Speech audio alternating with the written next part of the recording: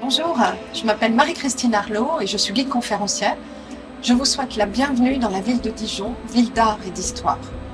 Nous allons faire ensemble un parcours qui va nous mener de la place d'Arcy au jardin d'Arcy, qui sont deux lieux très importants pour les Dijonnais.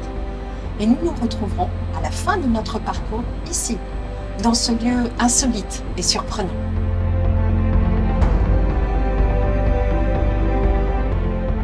Derrière moi, à cet emplacement, se trouvait auparavant une ancienne porte médiévale fortifiée. Alors il faut imaginer deux tours rondes, un pont-levis et puis de part et d'autre les remparts. Et là, devant, les champs. Et c'était l'une des entrées de la ville.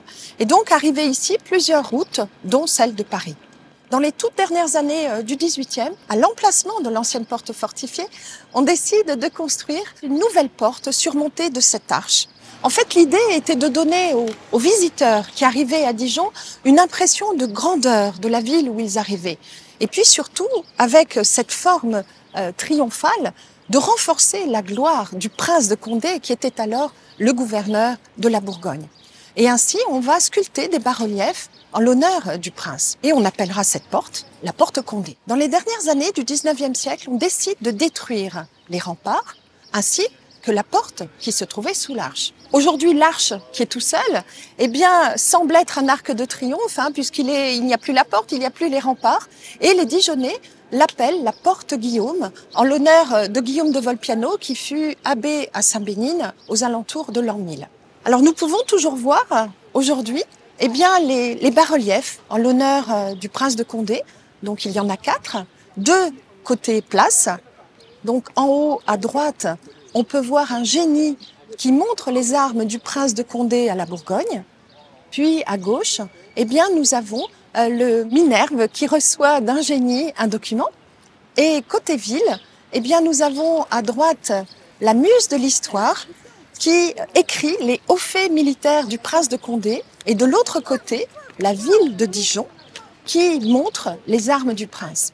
Nous pouvons voir également sur l'arche une plaque qui rappelle en fait le passage à Dijon de Thomas Jefferson. Il a été l'un des présidents des États-Unis, mais il fut aussi grand amateur de vin. Et c'est à ce titre qu'il va passer à Dijon.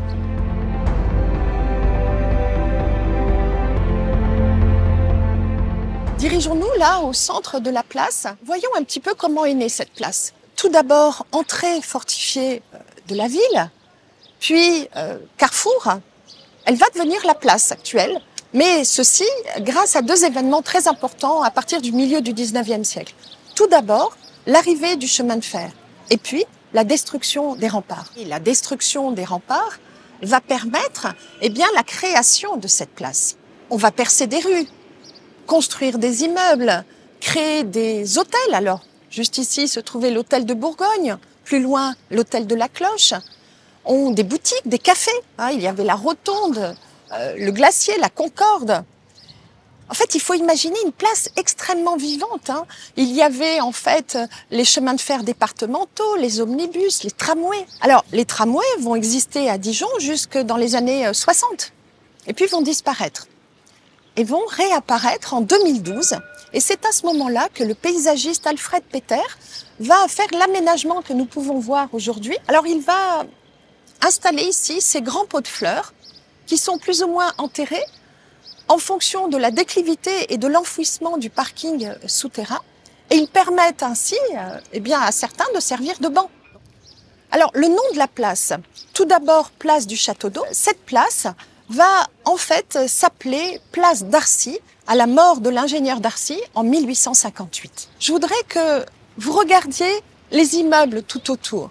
Et là, vous pouvez voir une certaine cohérence architecturale. Et ça, c'est une volonté de la ville. La ville souhaite cette cohérence et va donc édicter des lois sur le traitement architectural des façades, la hauteur, les matériaux.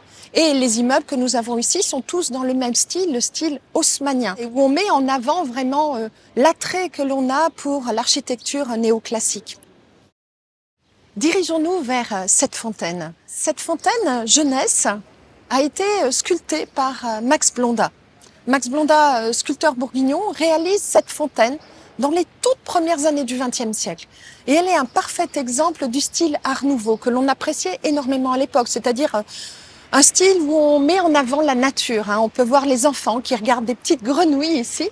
Et cette fontaine va connaître un très grand succès. Et il en existe différentes répliques qui se trouvent dans certaines villes. Alors nous en avons à Düsseldorf, à Buenos Aires et à Zurich. Dirigeons-nous maintenant vers le jardin d'Arcy.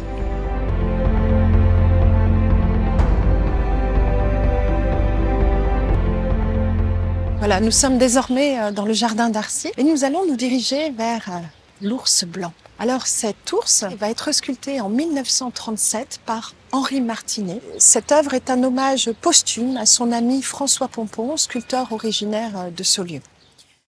Alors il faut savoir que le jardin d'Arcy fut le premier jardin public ouvert à Dijon. Il fait 1 hectare et il sera créé en 1880 par Félix Viennois. Et il crée le jardin autour du réservoir d'Arcy. C'est le réservoir qui va imposer la composition générale du projet. Et l'agencement et l'aménagement de ce jardin répondent au style de l'époque, c'est-à-dire un style italien, néo-renaissance. En fait, vous pouvez voir ce qu'on aime beaucoup dans ce style italien, c'est-à-dire des balustres, des jeux de cascades, des plans d'eau, des terrasses. Il ne faut pas oublier qu'à l'époque, c'était donc pour les petits Dijonnais qui venaient jouer ici avec leurs nurses, la première fois où ils pouvaient jouer dans un lieu protégé, clos et public.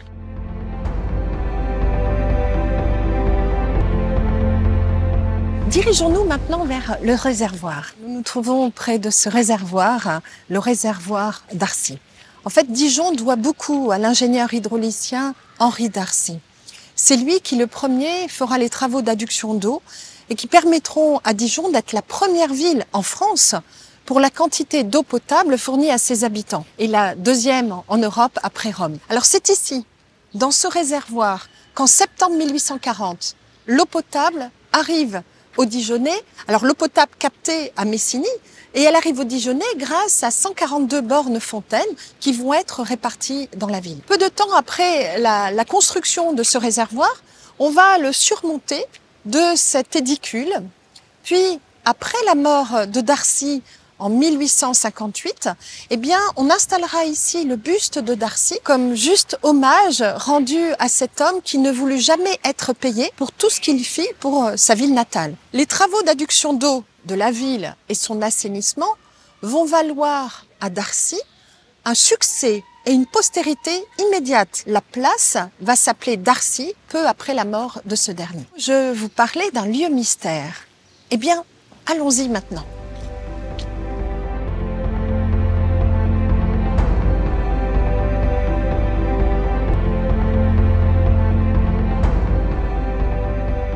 Voici le réservoir d'Arcy. Ce réservoir fait 28 mètres de diamètre et 2300 mètres cubes d'eau. Mais à quoi sert-il aujourd'hui? En fait, c'est ici, dans ce réservoir, qu'est récupérée par pompage l'eau de ruissellement, dite aussi eau verte, du parking de la Trémouille. Puis ensuite, cette eau va servir à arroser les espaces gazonnés du tramway. Alors ponctuellement, lorsque la source qui alimente le jardin de l'Arquebuse est en période d'étiage, c'est-à-dire au plus bas, l'eau du réservoir d'Arcy est envoyée pour arroser les plantations du jardin de l'Arquebuse. Voilà, mon parcours est terminé. Je vous remercie de l'avoir suivi. Peut-être à bientôt pour de prochaines visites.